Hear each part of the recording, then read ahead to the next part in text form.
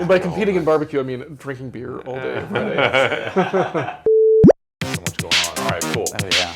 All right, so when I was introduced to you from Josh there, who started and runs Capital Factory, which is this incubator, accelerator, thing that all these startups are in.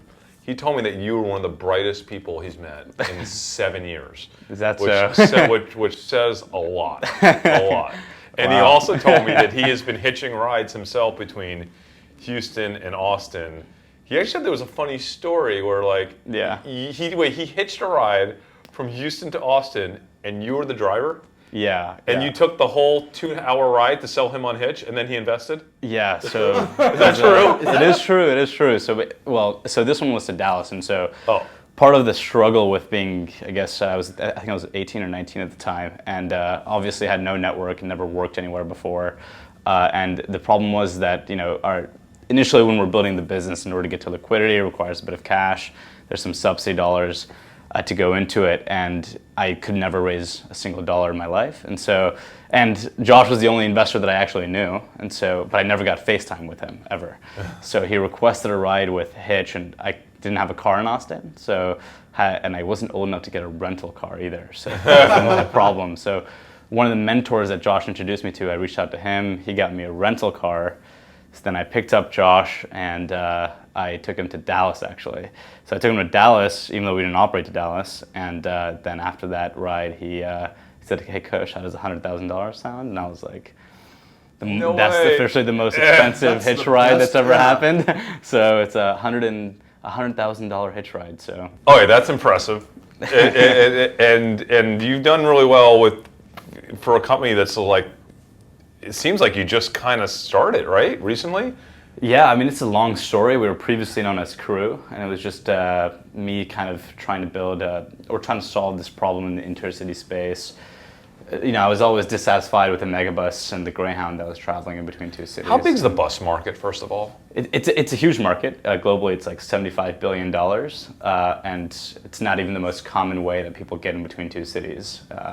The most common way that people get in between two cities is that they drive themselves. But in the economy segment and the economy bus market is about $75 billion globally. Okay. But it seems globally, but what is it domestically? Because it seems more prevalent in other parts of the world. Yeah. No, it's pretty prevalent here as well. I mean, over there's also train systems that are great. In America, for example, I mean, when Eisenhower was president, we never got sort of into super heavy infrastructure projects because we were sort of a big fan of the car and the automobile, and we're fascinated by that concept. Mm-hmm. And so during that time period, we built, interstate highways going everywhere, and sort of many motor company lobbyists were pushing for car utilization as opposed to, high-speed rail or big buses or anything like that. The personal vehicle was the thing that we wanted to have, and so we built all this infrastructure for roads all across the United States, and we're an incredibly convenience-driven economy, so the bus market here is probably, it's... Do you have any idea of its actual size here? I'm not familiar with the recent numbers on how big the actual economy bus segment is in just America, but I assume it's about close to 40% of the total market of buses elsewhere. So multimodality is a bigger thing across the border in sort of Europe as opposed to in the United States, which you either drive or fly or take a bus. Over there, there's something like this that exists in Europe, but in the United States, I mean, the quality control here for the bus system is absolutely abysmal. So let's take a step back and let people know what Hitch is. It's basically longer distance, on-demand ride sharing. Yeah, it's kind of like long-distance Uber. It's kind of like long-distance Uber. The supply side is quite different. So we think that there are about 3.2 billion unfilled seats going in between two cities every single year. And what we're trying to do is monetize those empty seats of drivers that are traveling from one city to another anyway, and connect them with passengers who are also headed in a similar direction. And what we think that we've found is like probably the most convenient way for drivers to monetize their seats and sort of the excess capacity that they have in a car. And by using drivers that are going anyway, we can bring down the price point for the actual consumer. And what's fascinating about it is that there's absolutely no scheduling involved, and so it's kind of changing the behavior of intercity travel as a whole. And we never fill the middle seat as well, and so it's more sort of space than what you would get in a standard bus or a flight. Now, if you book a luxury bus, of course, you pay 3 or 4 times as much, and you get a little bit more space. But well, and we actually used the service to get from Houston to here. Yeah. And I guess the driver lives in Austin, and he was in Houston, and he picked us up at the Starbucks, and that's a Band-Aid solution, though. So basically, you're building a two-sided marketplace, and you have to have a supply of already going drivers. That's right. Which you'll never get until you have enough customers to promise those drivers that they're going to have rides when they get to the Starbucks to pick people up. So you have to use Uber and Lyft type drivers in the interim. Is that correct? That's exactly correct. Yeah, and so our sort of hypothesis is that many companies have failed in this space, and they try to build a super unit economic model from day one, where they try to find the drivers going from one city to another anyway, connect them with passengers. It's sort of a double opt-in model, Craigslist type model, where drivers are posting and riders are posting. Super, super friction filled. We've taken all of that out. And one of the things that we believe in is that we don't want to go after that going anyway driver until we know that we can fill every single departure time with enough demand, so it's worthwhile for the driver, and so that when they stop by, they can actually fill their car and monetize their journey, and also have a better social experience as well. Sure. And so we don't want to spend acquisition or dollars on marketing and trying to acquire this driver for them to go up and then not get any rides and then churn really, really quickly. Yeah, want to opt out of the program and not try it again. Exactly. So what you're doing now is guaranteeing the departure time, and you're going to provide a driver. Exactly. So a fraction of what Uber and Lyft are charging. Absolutely. Which was amazing. 10 to 15% of the cost. Yeah, I mean, it's almost we 10.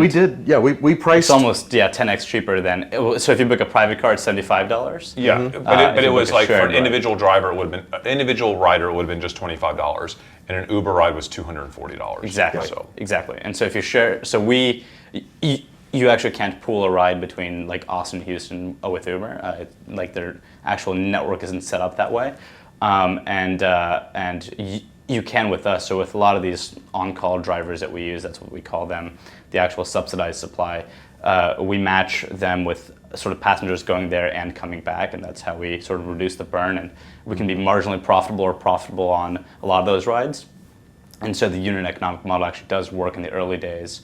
It's all about sort of getting the right amount of demand aggregation first, and that solves a lot of the economic problems automatically. And then initially, is it picking pair cities that make sense, that you have a lot of people going back and forth between? Exactly. So it's finding the most dense networks that exist.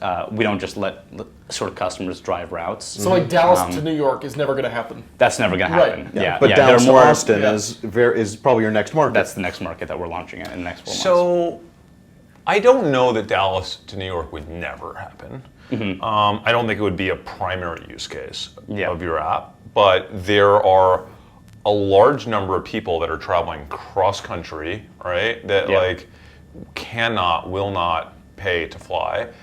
A bus even is pretty expensive, and a bus is a pretty nasty experience. And if they can go in a seat, there's people that are already making that drive. Lots of people are already making that drive all the time. Yeah. They just do. I don't even know why, but they Yeah. do. Right? So anyway, we had a little debate. So like one of our other investing partners who you've spoken to, my concern is, will you get enough people to want to actually ride city to city? This partner's concern was, no, he wasn't concerned. He didn't think you'd be able to get enough drivers, already going drivers. Yeah. I don't know which is harder for you guys to pull off. What do you think? Like, So- what keeps you up at night? Which one of those two things? Yeah, Or both? great question. So I think that demand aggregation is actually far more simple. It's a simpler task than actually the supply side. And so I'll sort of break down each side. On the demand side, for example, we're faster, cheaper, and more comfortable than a bus. And so all three of those things, we could have picked one vertical and really attacked that, but we're way better in all three categories. We have more pickup locations, more drop-off locations. We're about the same price, if not cheaper, if they're scaling pricing or if they're surge pricing, then we're far cheaper because our surge, it really doesn't go as high as a bus because we can actually scale supply. They can't just add more buses to their network. So the demand sell is not as difficult, and also we have far more departure times, so it's way more flexible. So we have almost 2 times the number of departure times as a bus. On the supply side, it's something sort of completely new, and so on that going anyway driver side, that ideal driver that we want to actually service rides on the platform, there's a magical ratio sort of between convenience and payout that exists, and we need to nail that ratio perfectly.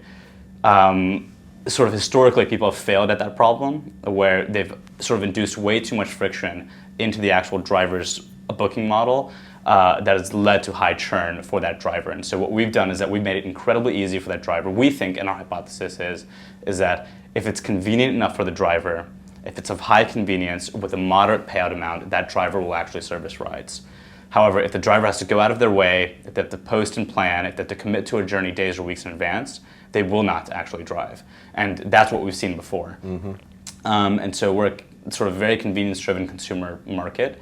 And people are choosing to drive in the first place because they want the flexibility in their own schedule. So the minute they have to say, I'm going from Austin to Houston next Tuesday at 10 o'clock a.m., they're like, that sort of now strips I'm all committed to that, flexibility. and now I can't. Exactly. So how do you plan to recruit drivers? And what is the process once I'm recruited to Hitch as a driver to let you know or to look to see if I can make money that day going on the drive I'm already taking? Yeah, absolutely. So what's interesting about the marketplace as well is that the disparity between supply and demand is actually not as high as sort of other sort of marketplace businesses or rideshare companies. If you look at the disparity between the rider and the driver and the actual demographic at Uber, is that the fluidity is very low, or drivers can hardly be riders and riders can hardly be drivers.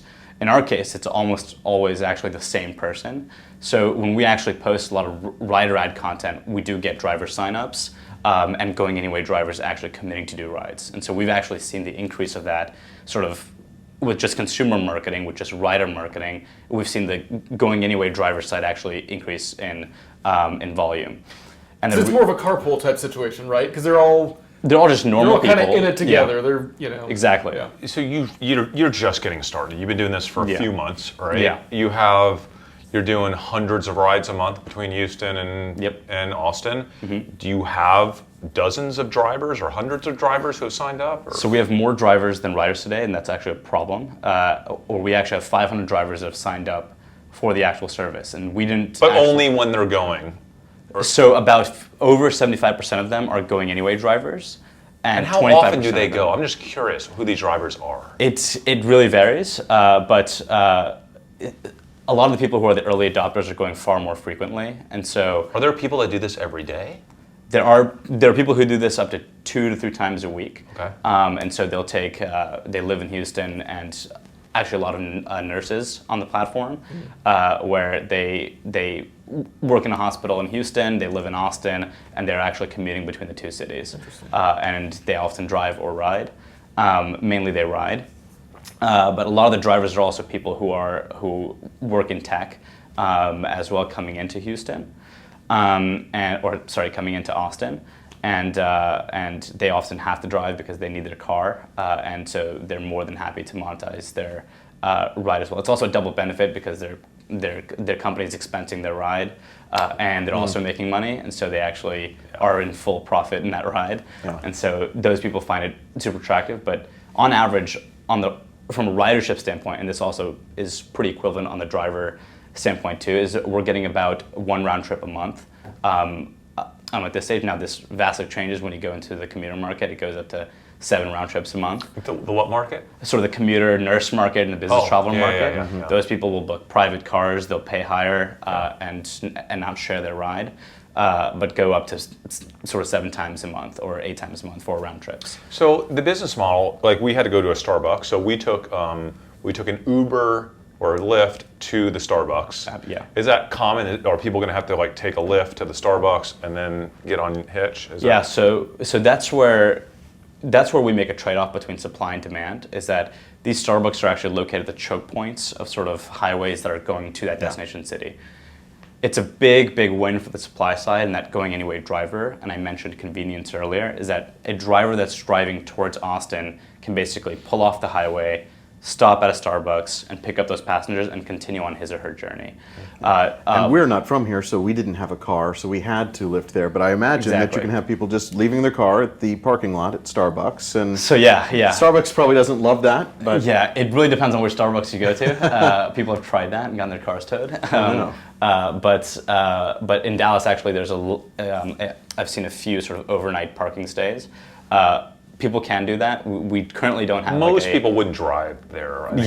Most people actually have a family or friend take them there, or they Uber there. In Austin, it's much easier because everything is so densely packed, and so people can take a bus to the pickup location or quite literally scooter there. But as we actually grow, the number of pickup and drop-offs will increase. In fact, we're launching this new product called Dynamic Drop-Offs, where if you remember during your booking process, we asked for your final destination. And we've been collecting all sort of final destinations of people. And the driver also had to input their final destination. And so what we actually want to do is, instead of having a default drop-off location, if we can find... Just figure out where they split and then drop off. And then drop off exactly there. And exactly along the driver's route, what spot is more convenient for you and closer for you, and we'll actually propose that if you guys have ever seen it. It's nice as like an upcharge, like as an optional. Yeah. So does your tech actually figure that out right now? So does your tech do the matching based on, or is somebody actually saying like, oh, we need to assign him to So Paul, it's a mixture. Paul's going. It's a mixture of.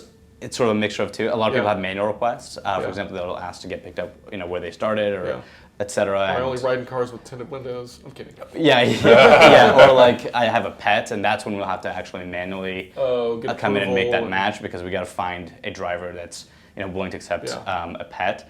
The most part is actually now automated, and so matches are consistently happening sort of 10 minutes. We make the match early on, and then the match gets finalized 10 minutes before, after everybody checks in. It's for privacy issues, but also we want to maximize the amount of time to find that going anyway driver. And so we mask the ride details until then, because we actually often switch drivers. Sure. Shipping pets, I can see people using this to ship pets all the time, right? People ship packages right now. It's been a small test. Wow. People ship medicine, people ship suits. We don't sell it as a product, but people will often book a ride and then they're actually quite sneaky about it. During the departure time, then they'll be like, oh, actually it's a package. I've already paid for the ride and the driver's already there. Well, no, that's like the Dallas to New York. That's thing. a best right now that I would. Yeah, exactly. He goes to the bathroom. He doesn't. Well, no, but the Dallas to New York thing that we were talking about, I could I just went through this. My little brother moved from New York to San Francisco, and he was researching for 2 weeks the cheapest way to get just a handful of things shipped, and it was not cheap, not even close to being cheap. One of our founders started UShip. What? One of our founders started a company called UShip. Is that what they do? Problem. Yeah. They ship. It's a freight transportation company which basically ships like large items. But still, it's still really expensive. Whereas if there's a person driving from New York to San Francisco, putting it in their trunk or their back seat, absolutely, would be a fraction of the cost of what any freight shipper charged for. It's also the fastest way to get. I mean, if you think about just Austin to Houston, that last mile problem or that sort of that middle mile problem. That a lot of sort of companies have and people have, like I live in Dallas, or my family's out of Dallas, and constantly wanting to ship things to me. Actually, I just forgot my passport in Dallas when I was visiting, and so how do I get my passport? Do I have to drive all the way there? I can FedEx overnight it for $100. Or you can put it in some random dude's car and hope it shows up. Or exactly, right? But it becomes the fastest, cheapest, and the highest margin way to get things between cities, and that's where the actual utilization of the vehicle gets really, really high. Yeah. So we really enjoyed the service. It was great. That's good. Okay. That's awesome. There's two things in my head that are concerns for your business, and if you can just try to address them. One is the big obvious one. We have Uber and we have Lyft. Okay. Yeah. Not only do they have massive networks, they're obviously in the business of short ride sharing. Mm-hmm. Yeah. Now they have unlimited amounts of money, right? Yep. And SoftBank. does that scare? I mean, I'm like, if they wanted to do this tomorrow, or a year from now, or 2 years from now, like. Any route is possible, and we'll tell you the price in advance. What does that do to your what business? does that do to you? Like, does that with their ride sharing app? Like, what does that do if they decide to do that? Yeah. So I can, and I've talked to a bunch of Uber people and gotten some of their reservations about why they they also have certain restrictions about why they can't get into this space, and one of which is, for example, in order to get to liquidity, we're using our entire on-call sort of driver supply to get there.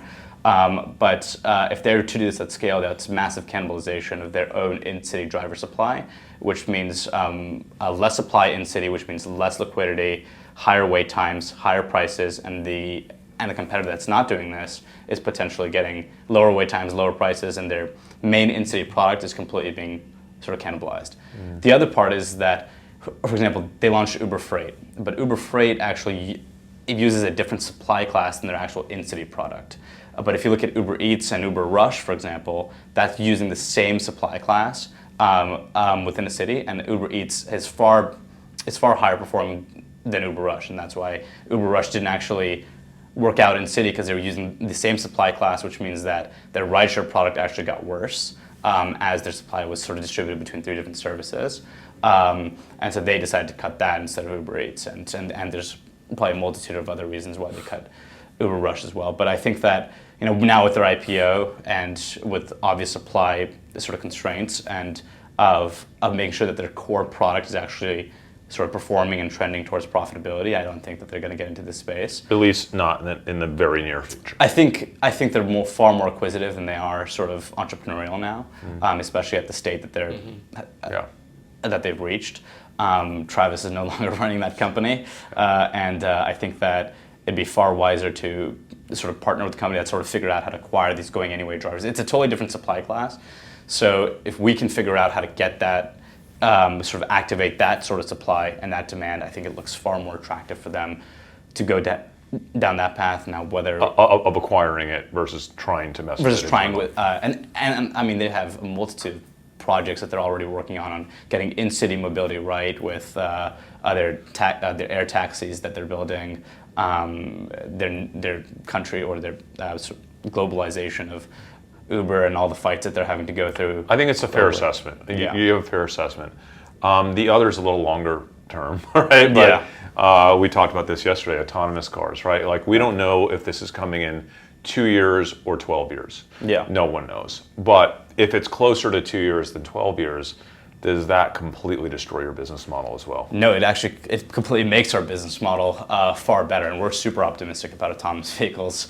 And if you really think about it, there's two big things that people talk about, right? How do you compare against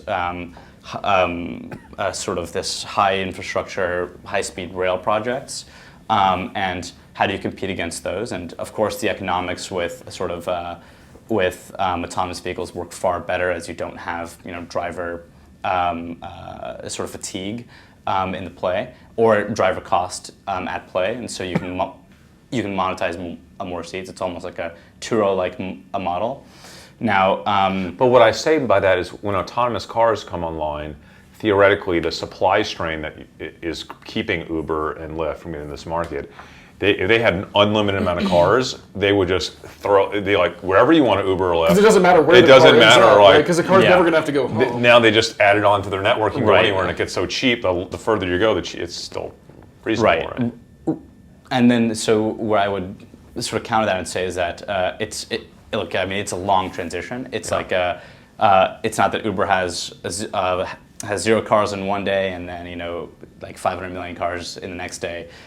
It would take about 20 years for any one company to have enough liquidity to not only serve in-city rides but also intercity rides. It's like a massive market with multiple players that have to sort of it's almost far better for the actual consumer that many companies are in this space, as many companies need to actually inject supply in order to make it easier. Like scooters, for example, if one company was in there, are they well capitalized enough to put in, enough scooters so that when you walk out of your door, you get a scooter? Yeah. It actually works better with multiple companies at play. But needless to say, I think that not only does the price go down, but the mile range also increases with autonomous vehicles, as driver fatigue is no longer a thing. So that route that you talk about with Dallas to New York could actually become a possibility, as you're not having to worry about the mental state of the driver, as it's just one route. And that actually will start to further cannibalize the flying and the airline market, which only expands the market to be far bigger. as I think we're already going to cannibalize the airline market, as it's faster to drive than it is to fly in between these cities and in this mile range. As that increases with the peer-to-peer economy, cars are driving closer together, and if this actually works, I mean, we're putting less cars on the road. Cars are closer together. They're not going 80 miles per hour. They're going 120 miles per hour. It starts to get really, really competitive, and the cost per passenger mile gets so low that it's almost hard for any heavy infrastructure project to actually compete with us, such as high-speed rail, because although those projects have such high amortized cost, we have far more dynamism, so we can actually pick you up at your door and take you to your door, as we're not having to worry about the convenience of the actual driver. Mm-hmm. But yeah. So I think the big test for you is this is your primary market, Houston to Austin. This is where you started, right? Yeah. Those numbers need to go up every month, right? Yeah. Are they still trending? I mean, I know you've been at this for a short time. Are they trending in the right direction? Yeah, I mean, we had, in the first month we did like 20 rides, then 40 rides, then I think we did, right after that, in the third month we did 180 rides, then we did past 220, and it's growing every single month now. Okay. And so we're super excited about that, as well as the going anyway driver distribution is going up. And so we see that as a direct function of how much demand density we're getting. So we're actually slowly proving that side out as well. So where do you think you could be a year from now with this one route? Just the Houston to Austin route. I mean, realistically, where do you want to be a year from now? I want to be doing about 80 rides, and I say a year from now, but I think that this is even our 4 to 6 month goal is 80 rides a day. And we want the distribution to be sort of closer to a 60-40 split in favor of the going anyway driver and trending upwards. Okay. And that is where, with those two numbers combined, we are a fully profitable model with enough volume sort of induced into the system, still trending upwards on the going anyway side, although the going anyway side could remain the exact same at the 60-40 split and would still be profitable in that one lane. We want to see that trending upwards, and that's when we know that we've hit full sort of liquidity in a marketplace and that we're doing something right as we're actually getting the economics right. But I think we'll expand to Dallas before we get there. So do you think it'll also take about 6 months to ramp Dallas to be a profitable type venture, or do you think you'll learn enough? Because you're not advertising. This is a long question. Sorry. Oh, no. He has a great advertising model. You're not advertising, right? I heard about his advertising model. Can you what are you doing? What are you doing? To get riders? This is awesome. Can you say this? Yeah, so if you drive by San Jack and 15th in Austin, we are directly advertising at the Megabus stations, and we have these, I wish I actually had one of them on me, but I'm sure we can find one. It's these Megabus survival kits, branded by Hitch, and so we give hand sanitizers, nose plugs, tissues, I love it. and a wonderful card that basically says, I'm glad now you can survive the Megabus, use Survivor 40 as a code for your next ride. Great. With Hitch. So the conversion rate is absolutely stellar, and we're just scaling that to all the departure times in Austin and Houston. And so that's been our really, really scrappy way to get. And you could do that in any city. We could do that in any city. In fact, it's easier in Houston because we are actually constrained in Austin because they have a fixed location and they have a real station. In Houston, it's a parking lot, so we've done like a barbecue there. Awesome. I love it. I love it. And a spin the wheel type thing. And so how big do you think this first segment can get in a few years? I mean, how many rides a day do you think could this be? In just with Houston to Austin. The reason why I think it's a tough question is because I don't know, and I think we've done this to a certain degree so far, is... We're out of time. Oh, shoot. Okay. Let's reset. Got it. Yeah, so I mean, there are, I think, tens of thousands of drives going on in between two cities at a given time. Now, where... Daily? Weekly. A week, okay. Weekly to every 2 weeks, this number skyrockets when there's sort of events or when there's any sort of holiday.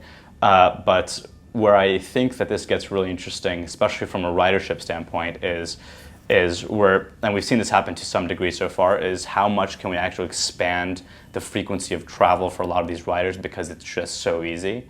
And it's actually making the commute sort of frictionless in between two cities. And I think that now and you see this happening in the West Coast and in the Northeast, where sort of these commuter markets are opening up that are farther and farther away from the core urban area as the real estate prices are going higher and whatnot.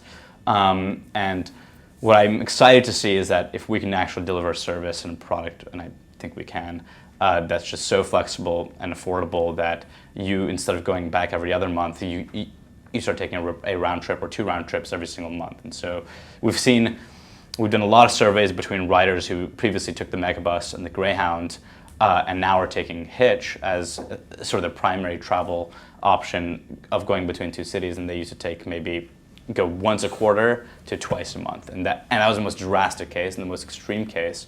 As she has family in Houston, now she travels every single week or every other week to get to Houston. And so that's you're what actually making your market size larger. You're expanding the pie. That's what I think is the most exciting part about this, is that we that's can exactly actually expand. what Uber. That's exactly what Uber did. Yeah. To inner city ride sharing. Like, people did not take People taxis. didn't take as many taxis. Yeah. And now, and Uber has normalized the idea of getting in a stranger's car. Absolutely. Right. And I think that if you normally take a bus between these cities, you would much rather take a car with. Oh yeah, that's. another- I mean, if you're in a bus and past a certain height and weight threshold, it just gets really Well, uncomfortable. even planes are not comfortable. Oh, right? I absolutely. And they read the I absolutely airlines love make planes. them less and less comfortable Yeah. And every the year. Dallas to Houston or Dallas to Austin flight, by the time you get to the airport, check in, wait, get a delay, Get Absolutely. frisked, you know. the car is a way better. The Hitch would be a way absolutely. better solution. A Absolutely. former employee of mine, I asked her, because I knew she would always go between San Antonio and Dallas and Austin.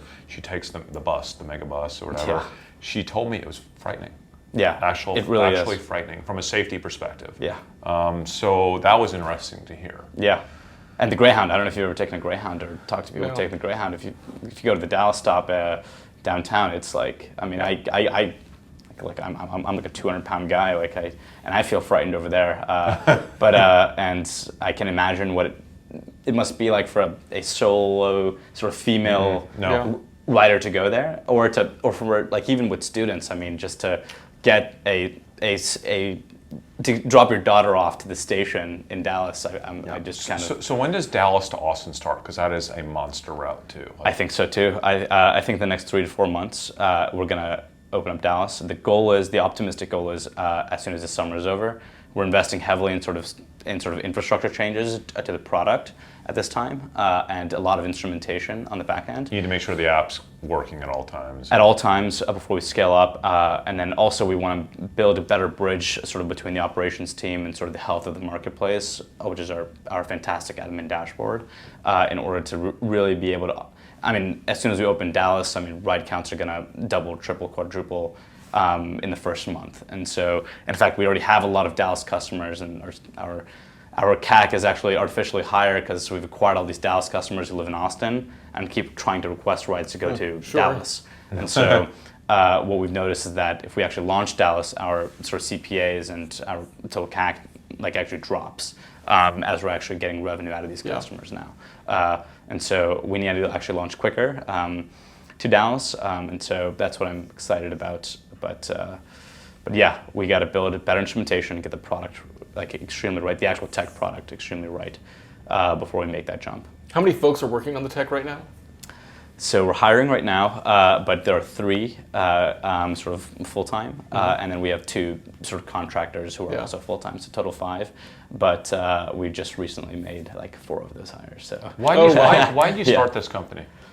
I think that it's the 21st century, and I used to live in Dallas and commute to Austin frequently, but back when I was in high school. And I worked for a Dallas startup, and our engineering team lived in Houston. We always met at Capital Factory in Austin to work together. And one of the things that I realized was that it's a 21st century, and there exists sort of this duopoly in this intercity travel space of huge companies. I mean, Greyhound and Megabus are huge companies that are offering absolutely abysmal consumer experiences, where most sort of consumer companies in the 21st century are doing as much as they can to offer great consumer experiences, and then there exists this, which I was incredibly shocked by the fact that the station, the employees at the station were unhappy from every frame of the journey, just absolutely sucked. And I thought that this should not exist today, and this is almost like, I mean, you look at Amazon of sort of full of customer centricity, and then you look at the Megabus and Greyhound, they're like on the opposite sides, and so it seemed like a great opportunity to just do this. And originally started as a Greyhound bus tracker because I kept missing my buses with no warning, but then I thought that was incredibly sort of tangential to the core problem, which is the time seems right for this. I think so. I think the time is right for this. I think people are more so desensitized to sharing and the peer-to-peer economy as a whole. I think now that Uber and Lyft are in the marketplace, it gives us a really easy way to get to liquidity. Our entire on-call driver model, if we were to do this 12 years ago, it'd be two businesses Well, you'd be at educating once. too many people about At the once, and it's almost right. Now really people hard are to get comfortable with started. the idea. Yeah, exactly. Are there other companies in other markets doing these routes now? I am Similar? not familiar with a similar company that's doing the same model that we are. I'm familiar. Europe, right? There's one. There's one in Europe. That's the sort of the POC of that shows that that people in this world can do this. It's almost like a $2 billion company in Europe that doesn't want to expand. Is it already going drivers? Yeah, so it's fully going anyway drivers. And so, but the cultural aspect is far different in Europe than it is in America, as well as the geography is far more expansive and decentralized in America than it is in Europe. Yeah. Mm-hmm. And so our model is actually vastly different than BlaBlaCar's, and we sort of take Cars? What is that? It's called BlaBlaCar. Oh, is that the European company? That's the European company's name, and they've hit scale. I mean, they're in, I can't even remember how many countries they're in now, but they're really, really big. They've proven that people are willing to do this, and many people have tried to replicate that model into the United States and failed. And we think that we have at least the right supply side model to make that happen, because we think that consumers want to do this. It's about getting the model right for the supply side, and so their model is, even in Europe, is different than yours. Vastly different. It's the whole Craigslist model of posting, planning. That sounds very European. Yeah, exactly. It's not very American. Yeah, absolutely. I mean, could your model work outside the U.S., do you think? I think it could. I see no reason for it not to. I think that it would be more attractive in countries where the land is far more expansive. So in super dense cities, either model can work. It doesn't really matter. But in countries where it's where people are more convenience driven, and the geography is just broader with poor in-city transportation, that's like our perfect sweet spot where we think this model works. Because I think even travelers would like to use a service like this, right, Dave? I've taken an Uber from London to York, not realizing how far it was, and had 4 Uber drivers say, no, there's no way I'm doing that. Yeah. And then finally one took me, and they charged me £1,000, and it was a whole problem. But if they had Hitch there, you would have totally taken a Hitch, there was right? an app disconnect during Yeah. staying, and I paid him cash, and then Uber charged me anyway. It was a disaster. But I would definitely use Hitch of London. Yeah, absolutely. And people are more social there as well, I think, generally speaking. And that's part of the shift that we want to make. Well, we also pick up hitchhikers in foreign countries. And that's we part used of to do that here. Yeah, Where was I most recently where we picked up hitchhikers? You did? Yes. Oh, God, you're out of your mind. If you go to Burning Man, you'll see plenty of that. So, but yeah, I mean, that's part of I think what we want to do is that we want to, in today's world, we're so siloed. I mean, we are so in our own world all the time where we don't actually get enough perspective in our lives. And I think that if we want to get existential here or anything, but I think that the larger impact that we can have is why don't people actually just share their ride and have a conversation? I mean, you'd be fascinated by what you can learn by going as an individual and sharing a ride with people. It's an intimate enough and close environment where if you want to have a good and impactful conversation, you can. It's almost like taxi cab confessions. Well, people will tell you things that they've never really told anybody else. Although you before. should have a policy, no politics, no religion. Right, yeah. For your drivers. We picked up a series of hitchhikers in New Zealand, and there were backpackers from Germany. It was actually very interesting. If you look at Austin, Houston, it's hard to not have a political conversation between those routes, right? So, but no, it's really fascinating. I mean, I've driven. I mean, I can't count how many times, but I've learned really great things about like people. I mean, I remember I got matched with somebody who was just who works right across the desk from me, and I was actually driving to Houston, and another Capital Factory person. I didn't know that, and it was a female, and I had no clue that she was going through these like 20 million things that were going on, and I talked to her almost. I mean, I talked to her every week at least twice, but it was fascinating to hear that, and gives you more perspective on that.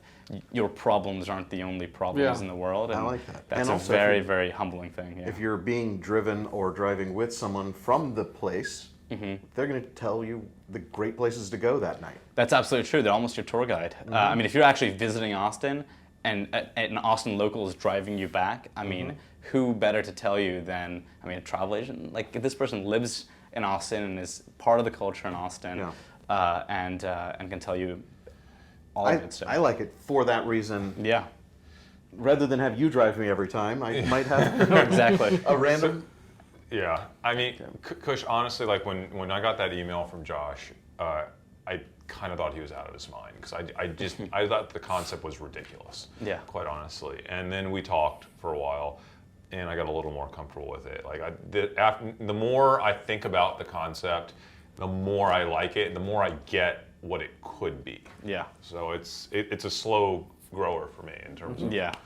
But I get it now. Great. Awesome. This is cool. Yeah. What I love is that like every question that I've ever asked here and the last time we talked, it's like you've thought about it 1,000 times more. You've taken it like way deeper than I would have ever thought. Yeah. So Yeah, it's really good to know. Yeah, it's all I get the opportunity to do these days. So, And honestly, the experience was pretty good. It was Yeah. the whole experience. Like it was weird. Like you think it's just okay. You're taking an Uber to another city, but until you've done it, you don't really understand how interesting it is. Because It's a way longer drive than you would ever like have. And and you guys were together in that. Right? No, we were together. Yeah. Yeah. Now the other thing, what gets really interesting is where if you guys go individually and share a ride and see who else gets in the car, that's where things get really interesting. Like oftentimes people just want to sleep or work or whatever, and we're doing things to actually like control the in-car experience for the shared product. But it's really interesting if if the things that you can hear from people and the conversations you can have. It's like totally two different experiences. But now it's not only the driver that you're actually having a conversation with; it's the other riders. Yeah. And so that's where things get quite interesting. So. Cool. All right. I think we're late for our next meeting. So we've got to. We're move. definitely running. Let's go. We're definitely running over. Hey, thanks so much for coming. Absolutely. Up and meeting with This is us. great. I'm starting to really like it. So we'll Great. continue the talk. Okay? Great. Awesome. Thanks, guys. Appreciate it. Appreciate it. Thanks so much.